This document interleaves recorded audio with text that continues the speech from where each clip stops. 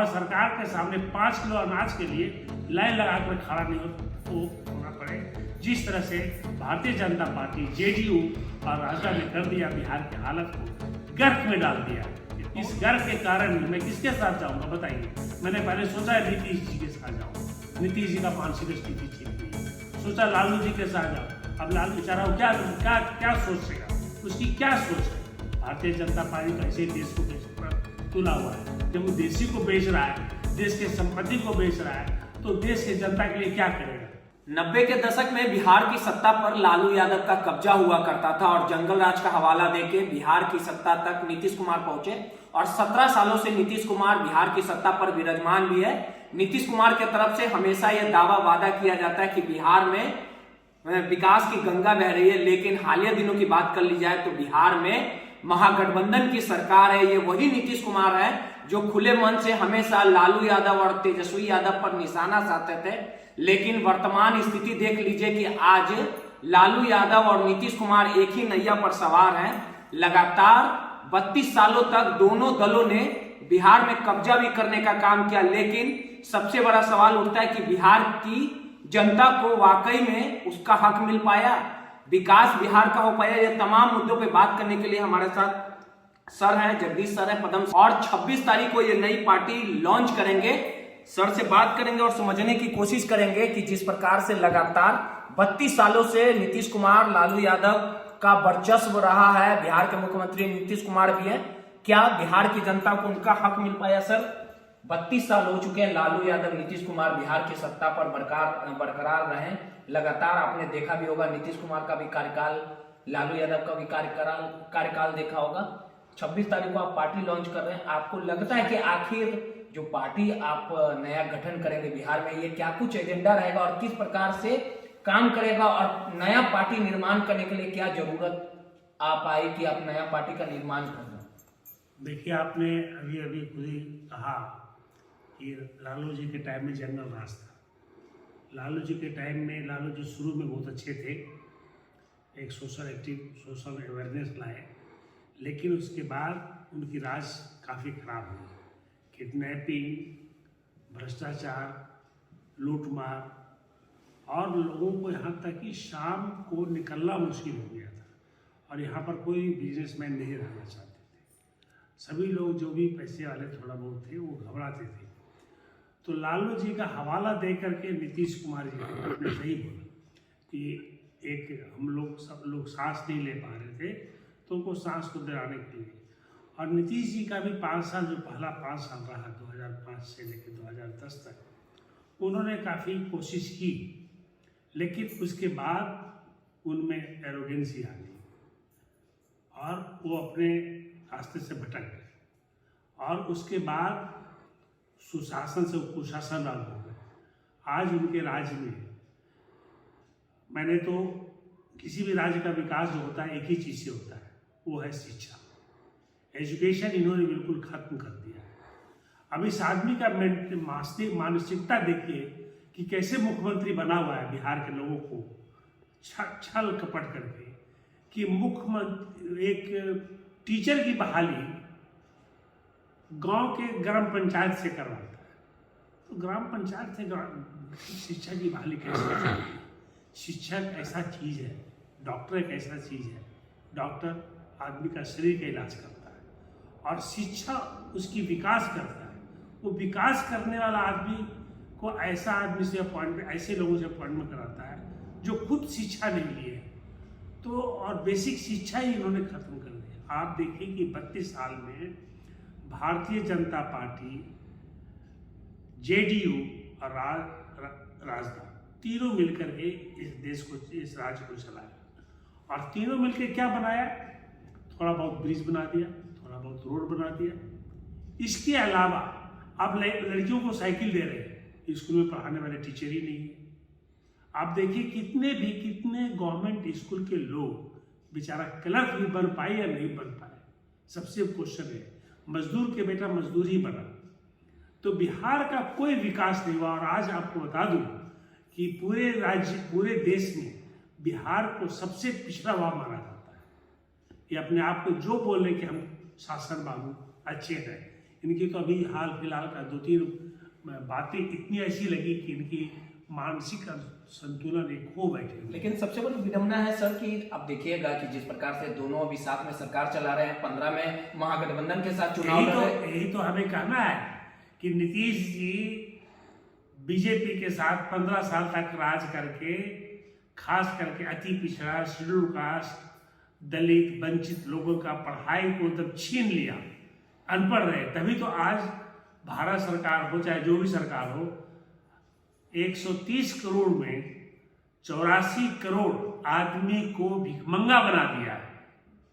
आप सोचिए, और सबसे ज्यादा भिखमंगा हमारे बिहार में। भिखमंगा क्यों कहते हैं? उनको बेचारे को अनाज लेने के लिए लाइन में खड़ा होना पड़ता है। अगर यही काम मिलता, ये उनके बच्चे पढ़े लिखे होते, नौकरी करते, तो उनके माँ, पिताजी, भाई, बहन को लाइन में लग करके 5 किलो अनाज के लिए खड़ा नहीं होना पड़ता। नहीं तो इतना राह आसान नहीं होगा। अगर बिहार के आप राजनीति परिवेश की बात कर ली जाए तो राजद का अपना अलग पैठ है, M22 समीकरण के बल पे हमेशा वो सरकार तो लोगों नहीं सरकार बनाते आए हैं। वहीं अगर बीजेपी की बात कर ली जाए तो बीजेपी भी बढ़ते समय के साथ बिहार में मजबूती से पैर जमाया। आप नई पार्टी का निर्माण करिएगा।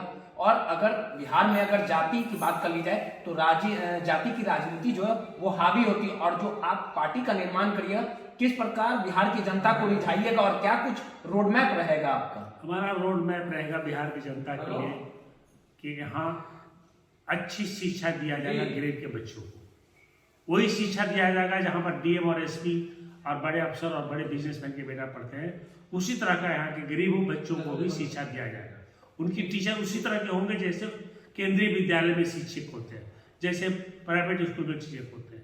यहाँ के लोग किसी भी इलाज के लिए दिल्ली नहीं जाएंगे। हमारे मजदूर लोग यहाँ से बाहर काम करने नहीं जाएंगे। यहाँ पर जितनी फैक्ट्रियाँ बंद पड़ी है, चाहे वो ईख की फैक्ट्री हो, चीनी की फैक्ट्री हो, कपास की फैक्ट्री हो, कपड़े की फैक्ट्री हो, और भी बहुत सारी फैक्ट्रियाँ हो, वो सारे फैक्ट्री को खोल करके हमारे मजदूर, हमारे लोग यहीं पर काम करेंगे। उसके बाद हमारा देश, हमारा राज्य जो है सबसे कृषि प्रधान है। इसका बायो प्रोडक्ट से लेकर, इसके बायो प्रोडक्ट को लेकर के यूरोप अमेरिका राजा हो गया। तो हम क्यों नहीं इस चावल को, गेहूं को, आलू को बायो प्रोडक्ट, इतना बायो प्रोडक्ट डेवलप कर दें कि हमारे हर मजदूर यहाँ पर यहीं पर काम मिल जाए उनको, और उनको दिल्ली, पंजाब, बॉम्बे, मद्रास, केरला जाने की जरूरत नहीं पड़े। हमारा उद्देश्य है कि हमारे राज्य में लोग बाहर चाहे काम करने, हमारे राज्य के लोग बाहर नहीं जाए काम करने। ये हमारा पर्पस है। हमारा पर्पस है कि हमारे बच्चे, गरीब के बच्चे खास करके, उतना पढ़ लें ताकि उनके माँ बाप को अगले जन्म में उनको मजदूरी नहीं करना पड़े, वो भी अपने पैर पकड़ा रहे, और सरकार के सामने 5 किलो अनाज के लिए लाइन लगा कर खड़ा नहीं होना पड़े। जिस तरह से भारतीय जनता पार्टी, JDU और राजद ने कर दिया, बिहार की हालत को गर्क में डाल दिया है। ये बहुत अफसोस की बात है। और इसी कारण मैं बता रहा हूँ आपको, इस गर्क के कारण मैं किसके साथ जाऊँगा बताइए? मैंने पहले सोचा है नीतीश जी के साथ जाऊँ, नीतीश जी का मानसिक स्थिति ठीक नहीं है। सोचा लालू जी के साथ जाऊँ, अब लालू बेचारा वो क्या सोचेगा, उसकी क्या सोच है? भारतीय जनता पार्टी तो ऐसे देश को बेचने पर तुला हुआ है। जब वो देशी को बेच रहा है, देश के संपत्ति को बेच रहा है, तो देश के जनता के लिए क्या करेगा? आपको एक बात बता दूं भारतीय जनता पार्टी के बारे में, सुन लीजिए आप। आज 75 साल अमृत उत्सव मना रहा है भारतीय जनता पार्टी।